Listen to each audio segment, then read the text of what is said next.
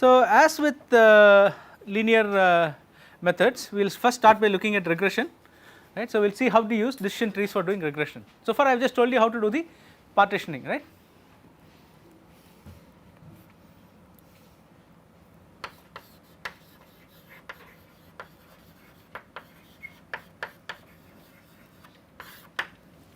So let us look at regression trees.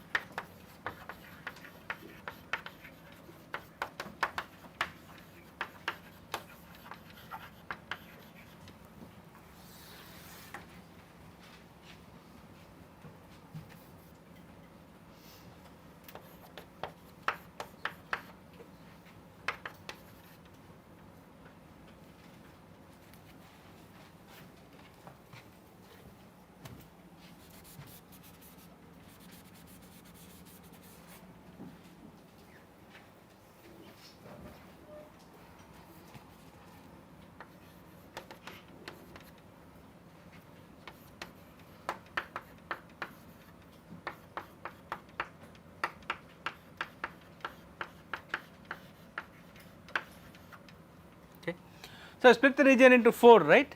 So I will first see if the data point that comes to me, right, whether it lies in region 1 or region 2 or region 3 or region 4, and for each of those regions I am going to have some constant that I will output, right. So if you think about it, the function that I will output from here, right, so we will have one value in this region, right, one value in this region, right, another value in this region, another value in this region. So it will be like a piecewise constant thing, right.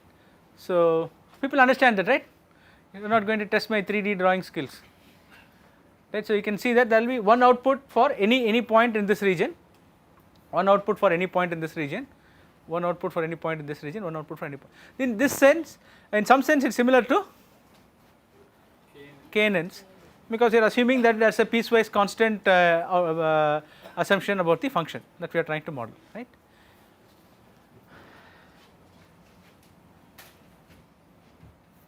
By the way, is the KNN parametric or non-parametric?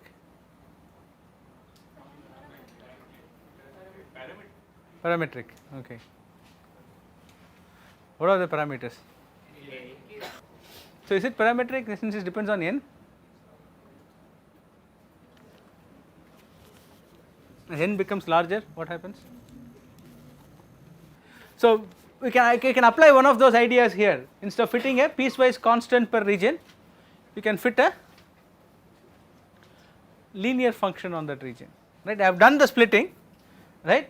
So I am going to have some training data, right. So some of the training data points will be here, some will fall here, some will fall here, and some will fall here. I can take all the points in R1 and fit a plane to that, right. I can take all the points in R2 and fit a plane to that, likewise for R3 and R4, right. Will that be better or worse than fitting a constant? Better. No, actually it does not depend, actually it is always better, right. It is always better. In the worst case you will fit a constant. I mean if constant is going to be really better, you will fit a constant because you are minimizing squared error, you will anyway end up doing that, right. So what is the problem with that? Huh? You have to do more work, yeah, you have to do more work, and there is variance, a significant variance. We will come to the variance bit, yeah, but the significant variance, but such things are called model trees sometimes. Model trees, in fact you can do more complex stuff itself, right? It does not have to be linear. A linear is easy, right. I can do any kind of regression I want on this, right. I can fit, I can use a neural network if I want, and to learn a curve only on the data points that lie in R1, right. Not a good idea usually, because I have already divided my entire training data into at least 1/4 if not smaller, right. I mean some of the regions could have much smaller data, some could have more, right, but still I am cutting down on my training set that is available, so it is going to be harder to train, right. Okay. So I am going to erase this stuff and try and generalize this, or let me do it again, okay.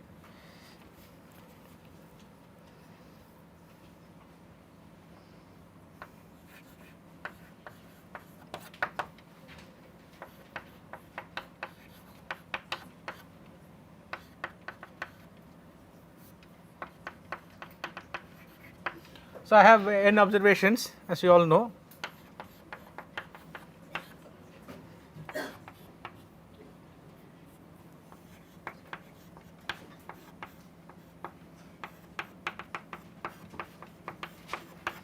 Right. So that is our usual setting. So where the input comes from RP and the output comes from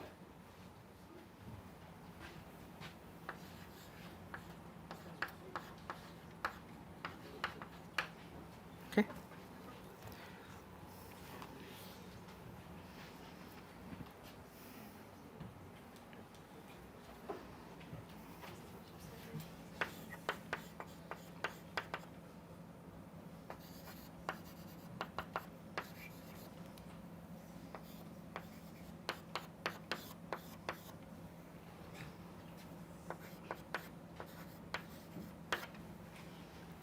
Right. So the function that we are trying to learn is Cm and Rm, right. So the set of parameters that we have to estimate are Cm and Rm, correct. So we need to know where are we splitting, how are we splitting the region, and having found the regions, right, what is the constant that will fit within that region, okay.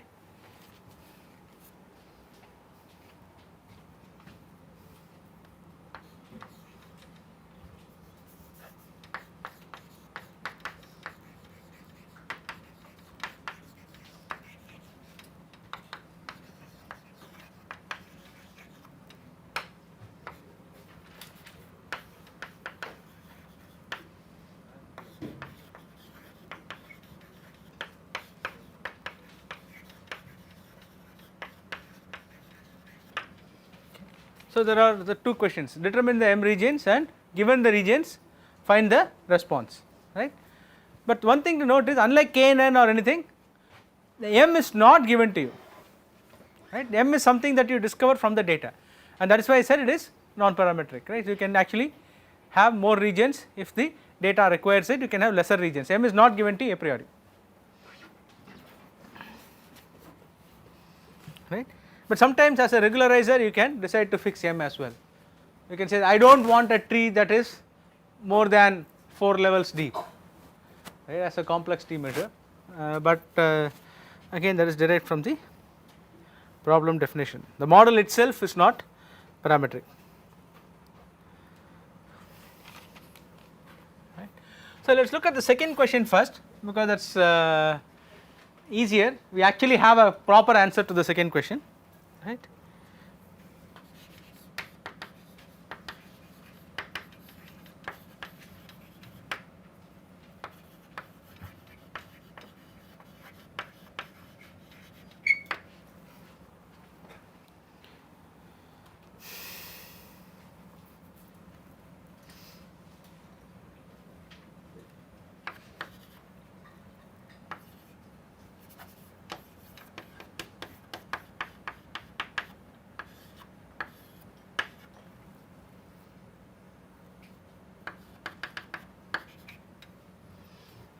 Right. So this is essentially what we are trying to minimize,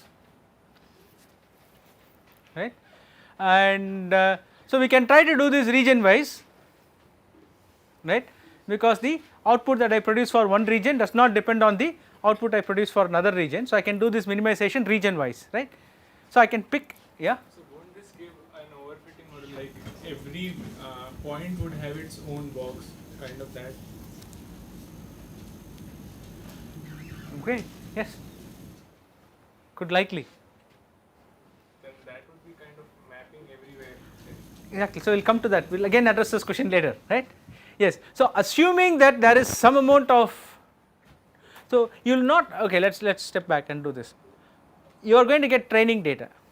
At best what you would do is you would have regions such that within a region only one point sits, right.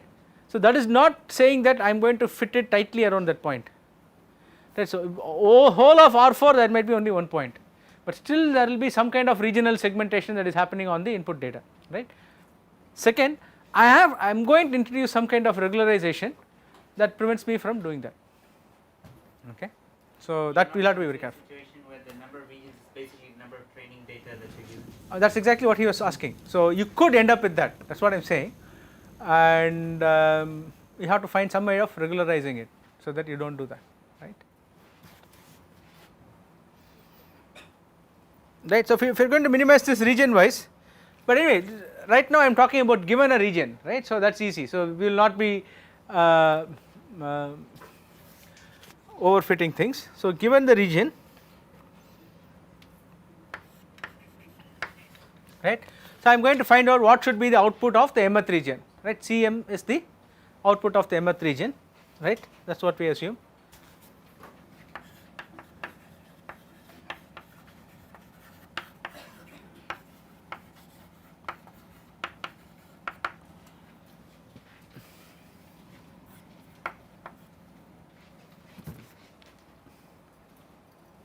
What should it be?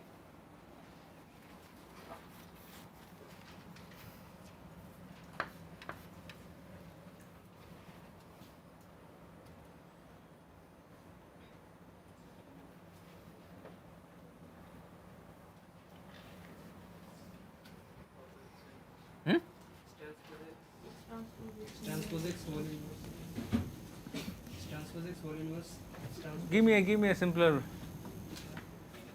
I am fitting a constant, I am not fitting a straight line here. Average of all the points, okay.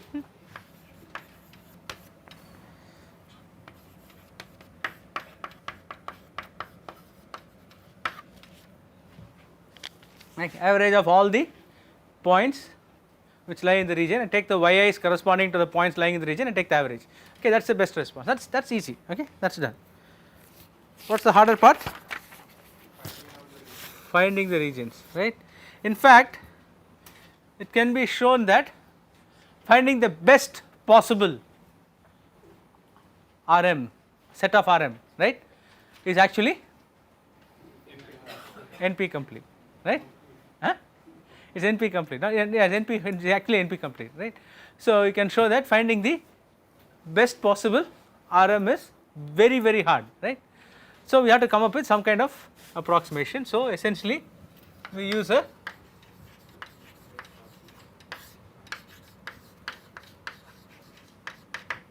greedy approximation. The training data, they are not specifying which region it belongs to, then what is the output of the.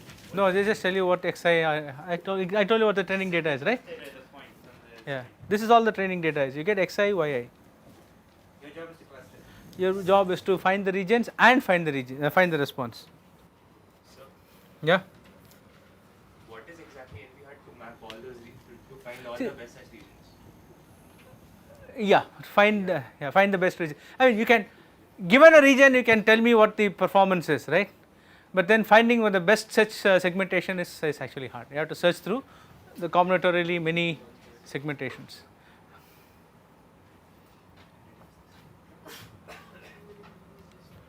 So the way we do it is following, right?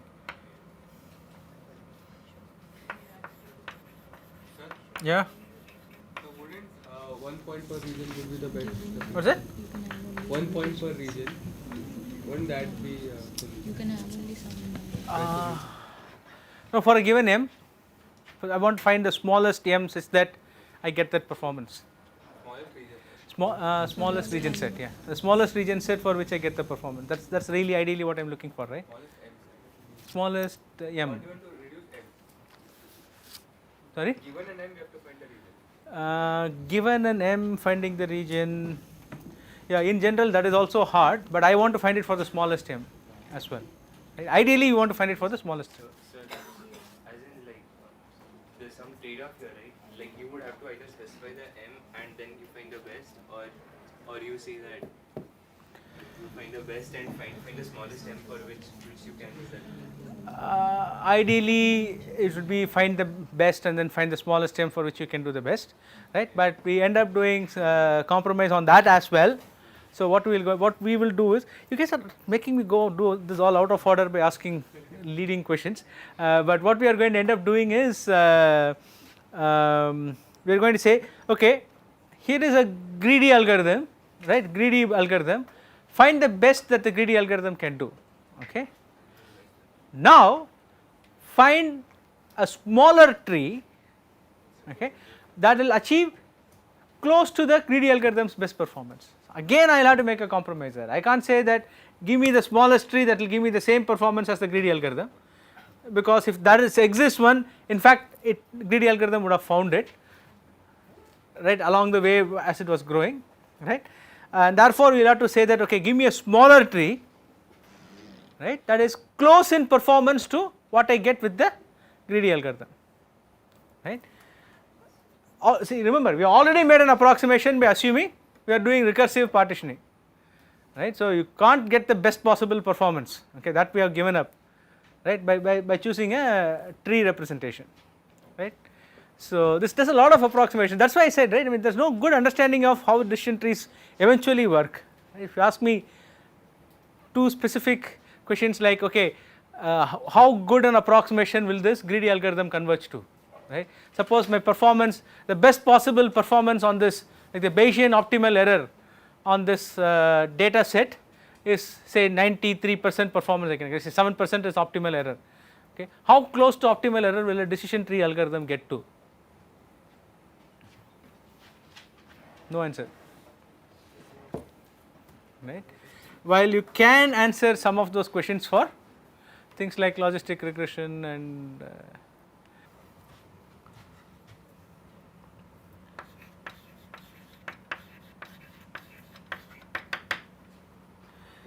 consider some splitting variable j,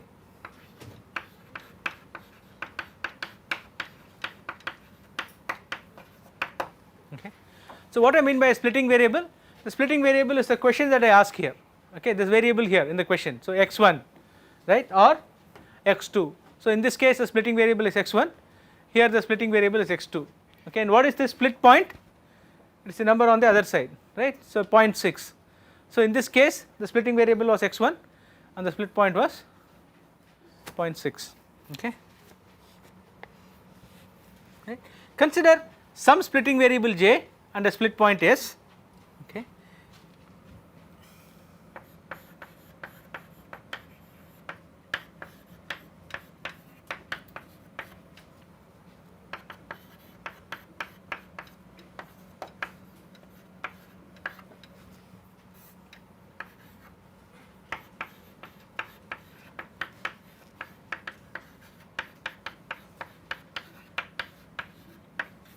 Okay.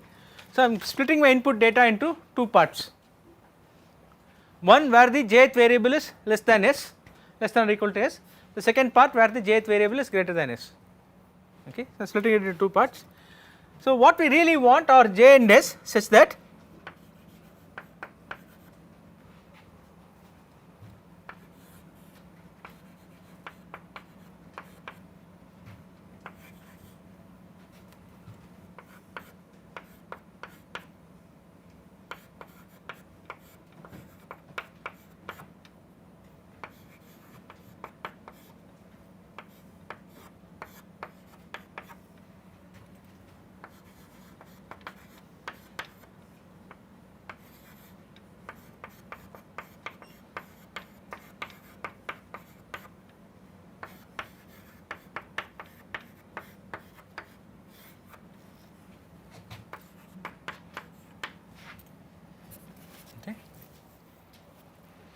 so I am seeking j and s such that if I fit the best value for the points that lie in R1 and if I fit the best value for the points that lie in R2, that is what the inner minimization is, right. So sum of this is minimized, so sum of the squared errors over the two regions is minimized, right. So the j and s actually influence which data point goes to R1, which data point goes to R2, right. So once I decide which points go to R1 and R2, I have a fixed optimization problem that I solve, right, which is one we already solved there. Yeah. Aren't you missing out on the previous, like we are splitting the whole thing? Wait, I am just talking with the full data set, right, I am at the root, right, then we can worry about the recursive splitting part, right. right. So make sense for people so far? Yes, I want to find J and S such that this happens, right. How do you solve this minimization problem?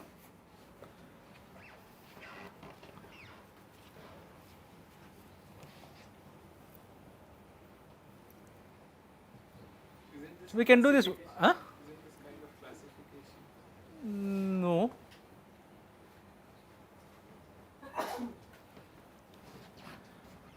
This is not classification, right? This is actually regression I am solving, right. So for all these data points in R1 I am going to output one value, for all the data points in R2 I am going to output another value. So you can think of saying that okay I am grouping all R1 into 1, I am going to output one value, I am grouping R2 into 1, I am going to output one value. Find the right grouping such that I can output a value such that the overall error is minimized. Okay. So the first thing, no, it can be slightly better than that, right, or worse. I don't know. I'll tell you. It depends. It depends whether they are better or not. Okay. The first thing you have to note here is, I'm going to do this for each and every j that I have. Okay. Find the s, and then I'm going to pick the best j. Right. I'm going to do this in turn for j equal to 1, j equal to 2, j equal to 3. From 1 to p, I'm going to do this, and then find the best s, and that will give me a value for the objective function, right, and I can use this to compare which j is better, right. So I do not have to do this jointly, okay. So that is the first thing you have to notice, okay. So given a j, right, how will you find the right s?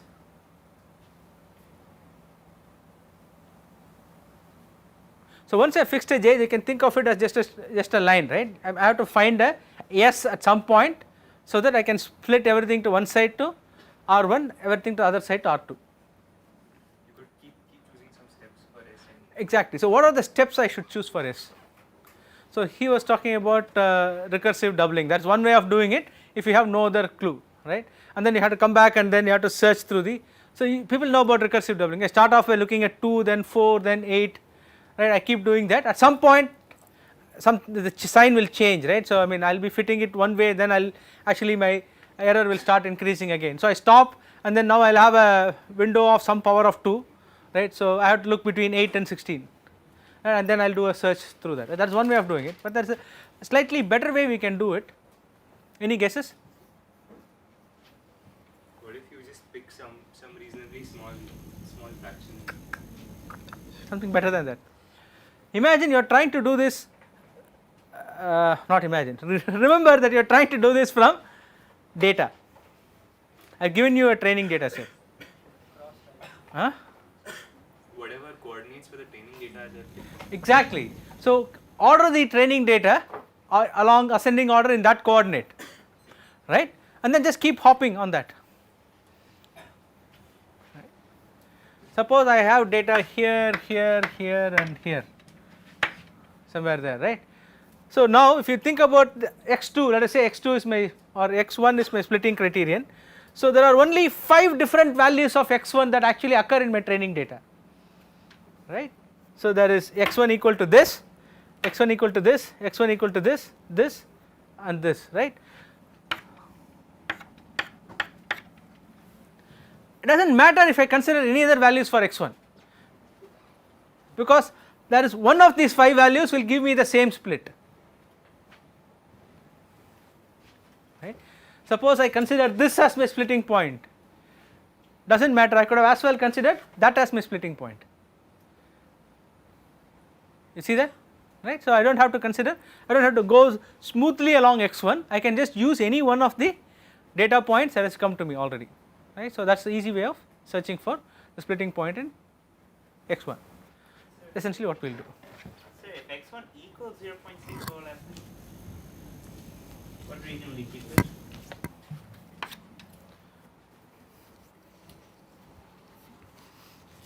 Right. So just add it to one of the regions. I already used a less than or equal to here. Just notice that. Right. So how much work do we have to do for finding one splitting point? n cross n log n, right? n log n. Oh, because of the sorting part, is it? Okay.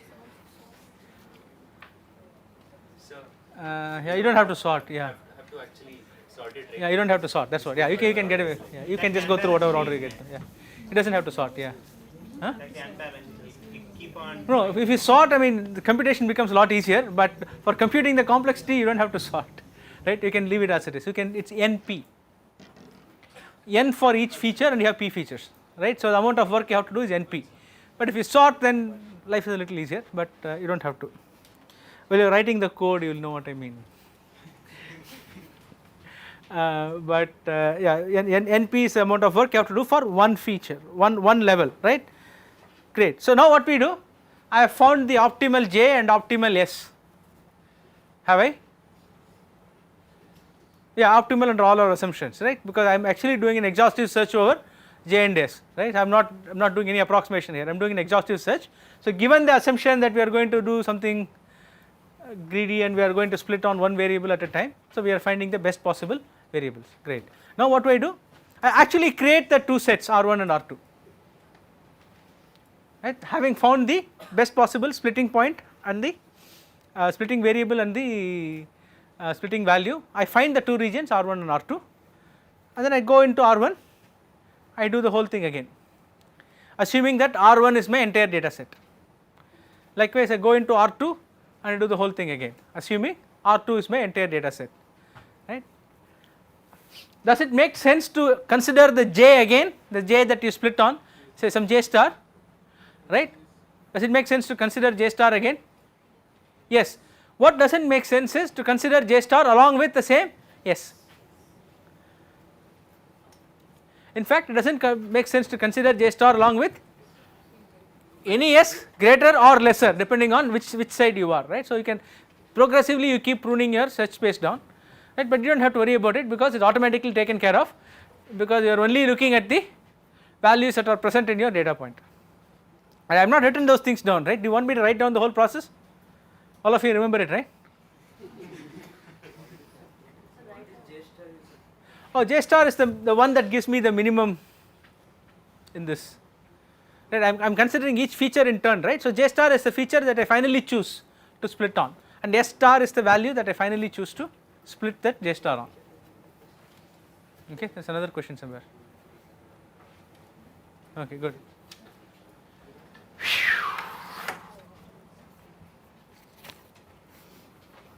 Okay, great. So how far do we go?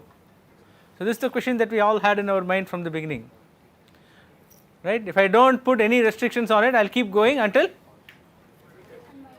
I have one data point per region, right. Till the number of features at least. Maybe you have a number of levels. Great, yeah. So so that is a very other people actually notice it.